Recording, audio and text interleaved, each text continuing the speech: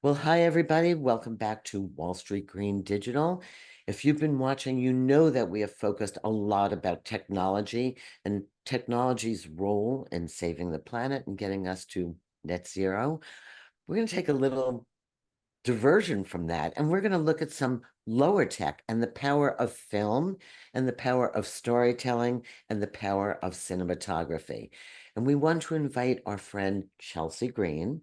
Chelsea has made a movie called We Are Guardians with her team, and she'll explain because when it gets right down to it, we're all guardians of this planet.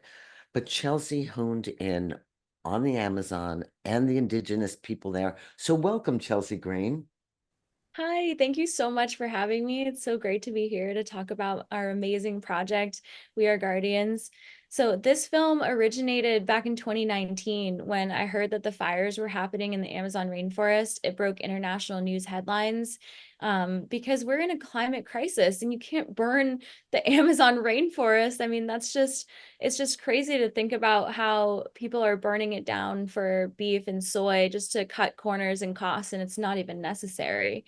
And these huge companies that are behind it from the United States. I just felt such a responsibility and the sense of injustice by how the whole world will suffer without the Amazon. It's really, when you look at the Amazon specifically, it's so important for our global climate. It's the biggest climate stabilizer on the planet. And I learned a lot about tropical rainforests in 2017 when I made a film on PBS called Borneo's Vanishing Tribes. And I traveled to Borneo and I started learning about how important these forests are, these specific ecosystems. I mean, not only are they most diverse ecosystems on the planet, but they also distribute the most water vapor, which cools down the atmosphere and buys us time to get to net zero and to be able to fulfill more of our climate zones. It's one of these really important earth tipping points, right? So Um, give us some context here. So yeah. you go down to the Amazon, Mhm. you meet the indigenous people. Which indigenous people are we talking about, and which country? Right. Okay. So when I first went to Brazil in 2019, I've never been to Brazil before, and I hired some local producers to start showing me around.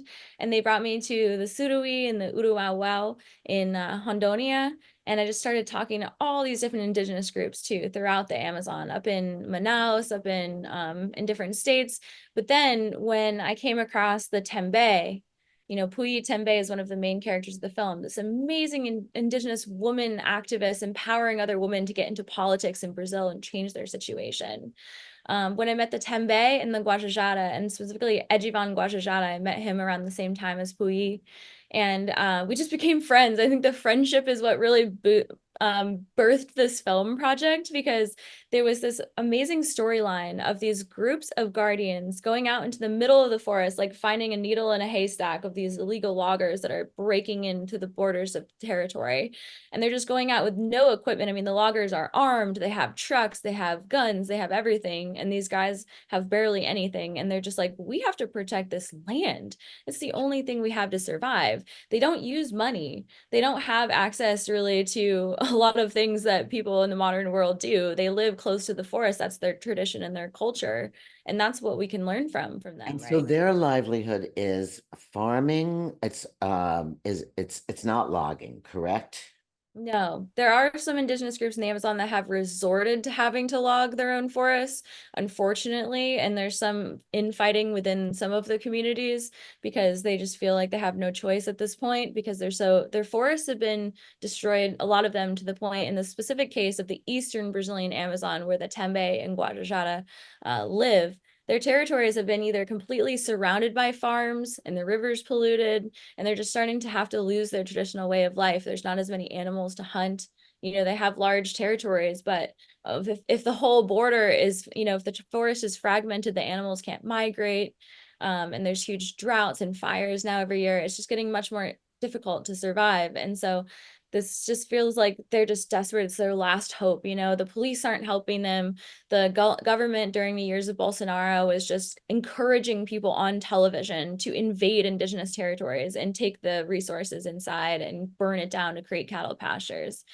So it was just Yeah, I like was going this to one ask you time, about it was just the government. most heroic story I found, you know, and especially related to these amazing characters like Puyo Tembe. She left her territory at a young age, went to the big city to try to help her people because she saw over and over again this situation that was just not being helped from the inside. It was like we have to go outside into the world and change the political sphere because that's really what's going to come top down How and affect brave our of her. land.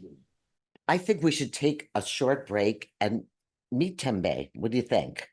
Yeah, let's play the introduction for her.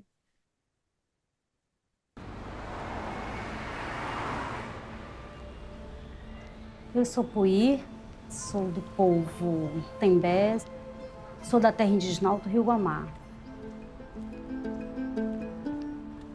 Nascer Teneterrara já se nasce com sangue de resistência. Eu deixei a minha vida cotidiana no território para estar aqui, por lutar por quem está dentro do território. Belém é uma cidade grande, de 2 milhões de habitantes, que fica na região amazônica. E para mim foi muito difícil me adaptar aqui. É uma cidade onde sofri racismo, preconceito, senti muita falta da minha família. Mas continuei aqui, porque é estar aqui também que se faz a luta em defesa dos povos indígenas. So now we see Tembe, and so we see their way of life being interrupted. Let's talk about these loggers. This is really criminal. What they're doing. This is so they go in with their chainsaws. They chop down all sorts of trees. Is there one indigenous tree that we should know about? Mhm. So they typically, so I spent a lot of time with some illegal loggers that were invading indigenous territories and working on an illegal operation inside of them. And it was actually, you know, let me just say, we did journalistic practices to make this film. Nobody was paid or bribed or anything to make this film. We just went with our authentic selves and we found this guy after 2 days of driving out into the logging roads in the middle of the forest. And we found this amazing person, Valgier, who is just a guy who grew up without any opportunities, can't write his own name, never had the opportunity to go to school. These impoverished regions in the Amazon are some of the poorest in Brazil. And once they have this boom and bust economy, and so once the forest gets depleted, then they're left poorer than before. And it's just this unfortunate machine that really benefits the elite and the people that own the sawmills and the people that own the meat companies and the slaughterhouses and such. So the poor people on the ground, the point of this film is that we have to have compassion for them because they're so often demonized in the Yeah. international news. Onde não existe? Onde não existe no mundo. Que a gente não tá roubando. Tá comprando do índio, tá pagando. Entendeu como é que é? E também tá socorrendo o índio também, que tá precisando de certas coisas até para alimentação. Eu quero saber onde não tem corrupção. Eu quero saber onde não tem, que eu quero ir para esse país. Onde não tem. Hoje quem tem dinheiro, devolve montanha. Derruba tudo. E lasca os fracos.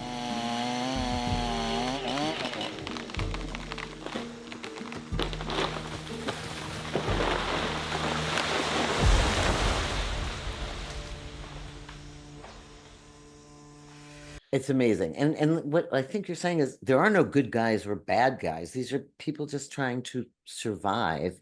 And Yeah. it would be great, I think, if you could show us a few minutes of what it looks like to cut down these fantastic trees. And while the loggers are doing it to live, you kind of figure there's got to be a better way, and the government should be regulating this. The world should be regulating this. Oh, absolutely. Yeah. And so you, first of all, let's just go back for a minute. You have won prizes for We Are Guardians. So Mhm. tell us about some of these. You've won some amazing prizes for your work. Yes, it's been so exciting to see the audience's reaction to the film. It's my first time directing a feature-length documentary, and we worked so hard on it. And so the feeling of receiving accolades for it has been incredible. I mean, I'm just so happy that the work is creating an impact the way that we wanted. The first big prize that we won was the Audience Award at the Mostra Sao Paulo Festival, which is the biggest film festival in Brazil. After having our Brazil premiere in Rio, which was amazing, but not really winning a prize for that. Going to the Mostra, which is even bigger, and then winning the audience was award was so special. Most recently, we won the Jackson Wild Award for our impact campaign, which is like considered the Oscars for environmental documentaries. And the fact that we won for our impact campaign was just so encouraging because we've been working with these communities for 4 years on the film, spending the most time I think that any journalist or filmmaker has spent with these communities one-on-one, or so they say. And since the beginning, they've expressed that they've been so burned in the past by journalists or filmmakers coming to their land for a week or two, taking their images and their story and profiting from it and never giving anything back. And so we were like, we can't, these are our friends, we formed a bond with them. We can't do that to I them as know. well. How long did you live down there? So we started in 2019. We spent 4 production trips traveling from the United States. And of course, Edjivan, our co-director, he led a bunch of the filmmaking in those territories while we couldn't be there. So Right. I spent over a year and a half total, enough to learn Portuguese and really be embedded over these 4 trips. But Edjivan, of course, was filming a lot more than us because he lives there. So that was very helpful for us to be able to divide and conquer. And a lot of times we would have 2 crews shooting at the same time. We had Edjivan shooting in Arariboia territory and the Tembe territory, while Rob and I were leading a separate production team down in the loggers territory, or with Tadeo, the other main character, who's a large landowner in Hondonia, who's had his land constantly invaded. And it's just revealing this political machine where he has this huge piece of land he bought in the 70s, and he wanted to create an eco village, like a ecotourism hub there.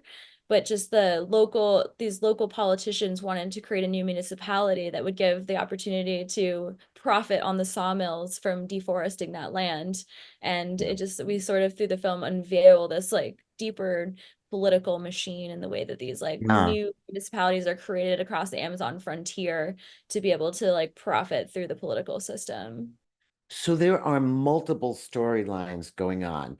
I think this is a great time to break and just show what the land looks like the flora, the fauna, the daily life there. And I know you have some extremely beautiful footage. So um, we'll take a moment to do that.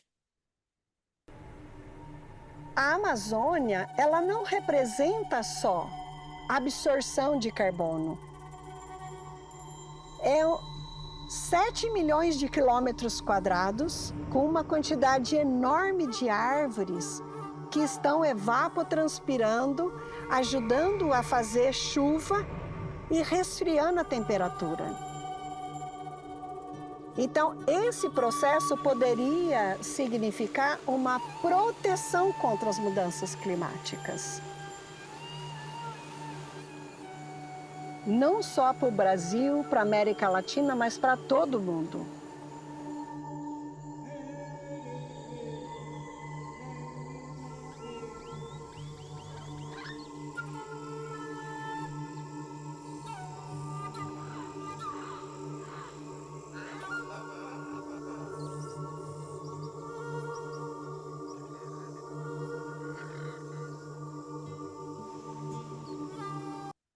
So there are multiple storylines going through there. There's the geopolitical, the fact that municipalities are being formed rather than ecotourism that could be making business, creating good jobs for people, etc. And instead, everybody seems to be kind of suffering through their days. Is that? Yeah, essentially. I mean, the bioeconomy potential of the Amazon rainforest is something like I talked to an economist, and I wanted to include her in the film, but it didn't make it. It's something like 10 times greater than the current extractive economy in the Amazon that has just been really proliferated purely by the greed of large companies like JBS and Cargill, two of the largest. JBS is the largest meat packing company in the world. Cargill is one of the largest privately owned agricultural companies in the world, based in Minneapolis, Minnesota. And they are really influencing politics in Brasilia. We had an undercover investigator in the film who his organization has documented all of these bribery meetings over the last few years, specifically with Brazilian politicians and these companies, to try to reduce environmental regulations and destroy indigenous rights so they can push more and more into the Amazon frontier for this extractive economy that only benefits the elite, none of the people actually on the ground. Whereas the bioeconomy of the most biodiverse place on earth could be so much greater. I mean, there's a multitude of products that can be harvested and cultivated with the forest standing, which is how indigenous people have survived there for thousands of years. And even to integrate this into our capitalistic society could be done in a way that would benefit local cooperatives, local communities, in a way that would bring so much more income. I mean, just harvesting acai or cacao, these products that are so valuable in the market, can bring 10 times more income than cattle ranching or illegal logging, for example, to those people down on the ground. So it's a matter of shifting the investments that come into the Amazon. Like, what are these big banks that are funding these companies investing in? If we can shift that into more bioeconomy ones.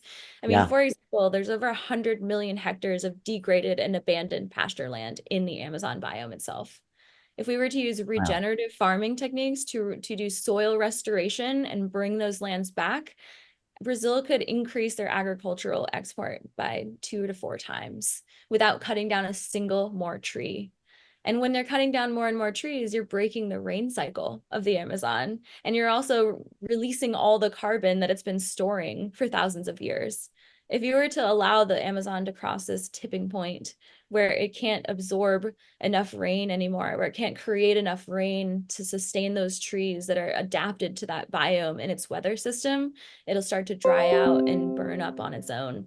And that's what's starting to happen, That's what's especially happening. in Mhm. that's what's happening according to Luciana Gacci in her studies, where she collected samples of the air across the whole Amazon biome, especially in the eastern part of the Amazon, from Pará state to Maranhão down to Rondônia, where it's this arc of deforestation where it's deforested the most, more than 40% is where it's starting to break down. And this is affecting the weather of the entire Amazon basin. And that's where the two communities, their lands are located. There's over 2,000 square kilometers of land that we're trying to work with the communities to reforest as much as quickly as possible in each of those territories. And one of them has an uncontacted tribe in it, by the way. I mean, these people are extremely threatened.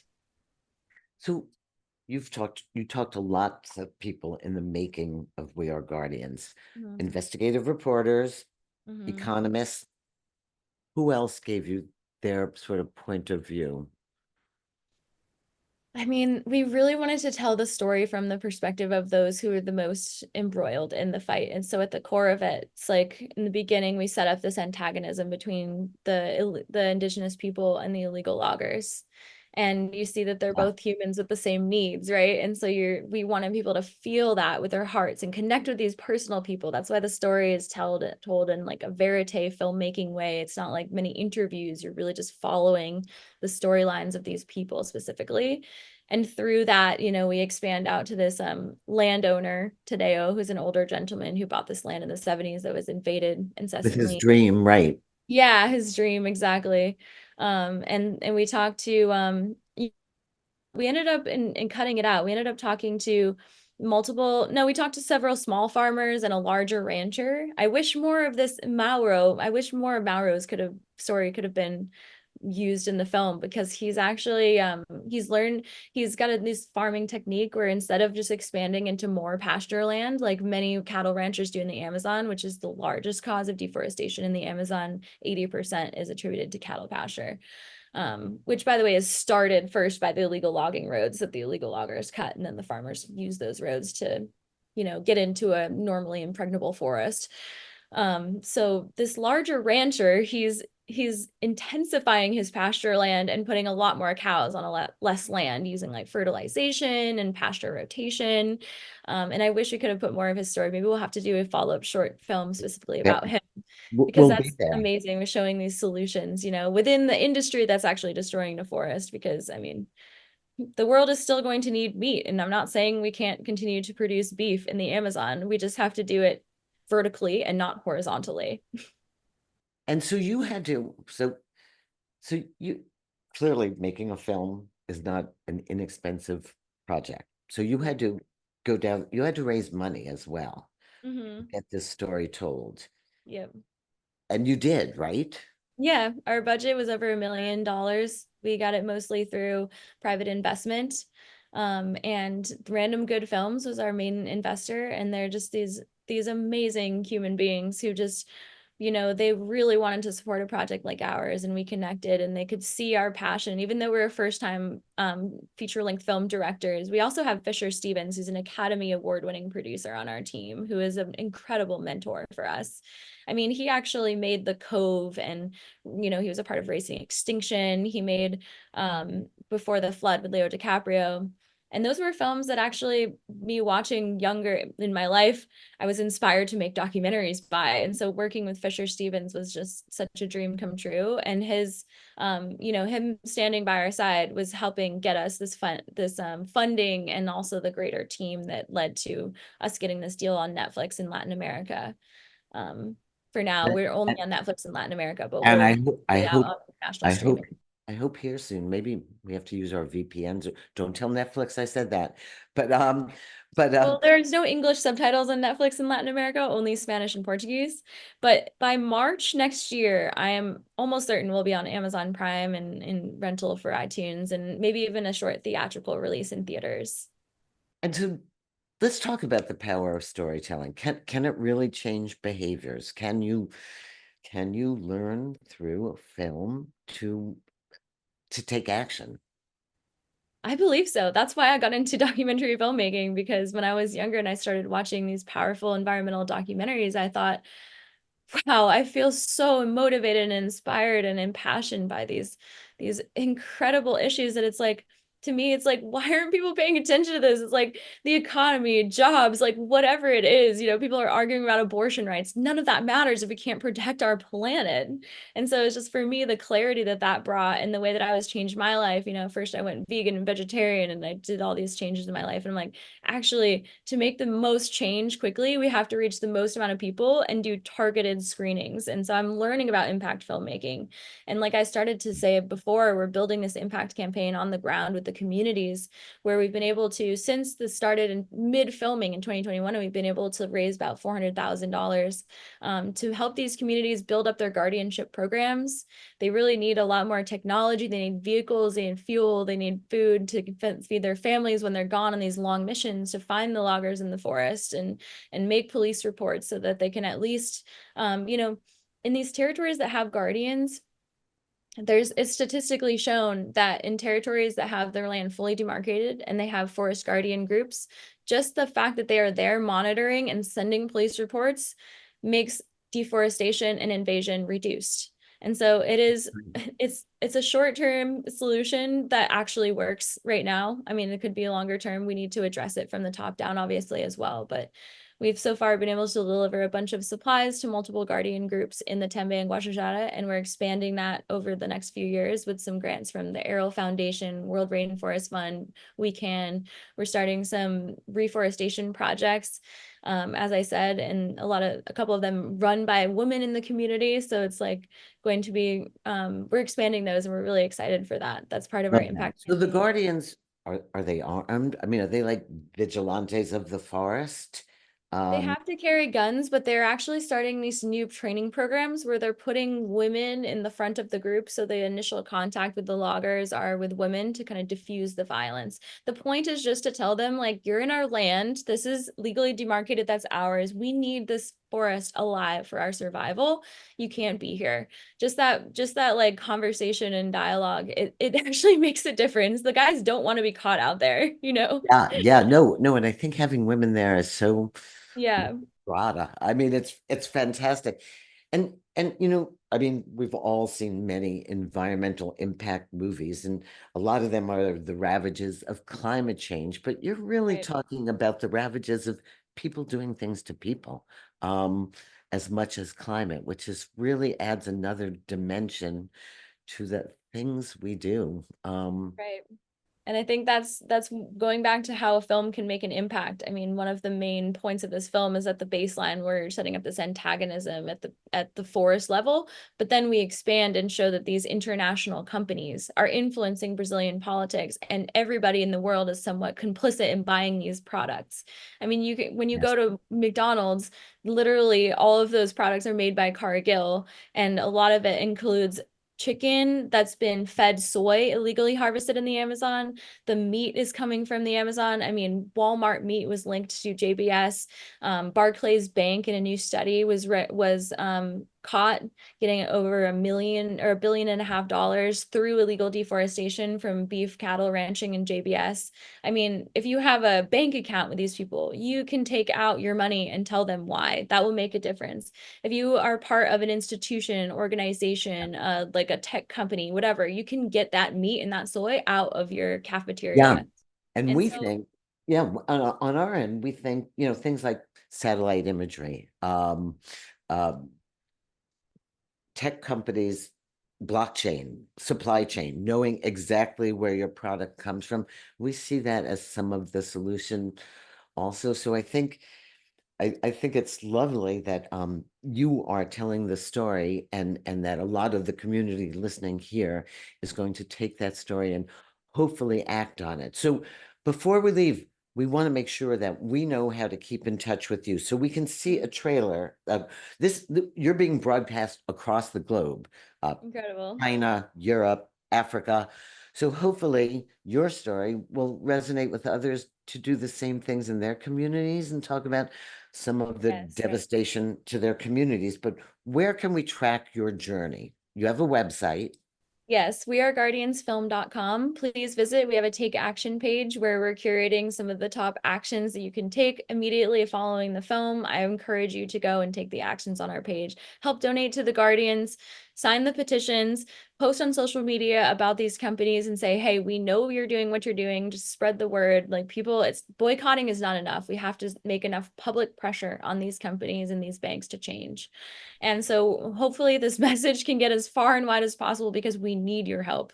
The pressure from inside of Brazil, the Guardians can only do so much. We need to make a change outside of Brazil. And it's not fair for the Brazilian Amazon to have to do all of this work in protecting itself when it's our fault that we're buying these products. And like I said, boycotting is not enough. We have to speak out. Go to weareguardiansfilm.com, go to the Take Action page, follow us on Instagram and Facebook at We Are Guardians Film.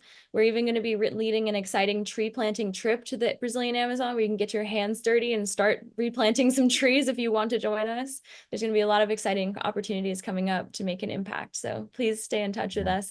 You can message us through the website and social media as well. We want to connect with you. And Chelsea, to you, to Erdogan, and to Rob, correct? You're the third producer in your Yep. crew. There's 3 directors, me, Edgivon, and Rob.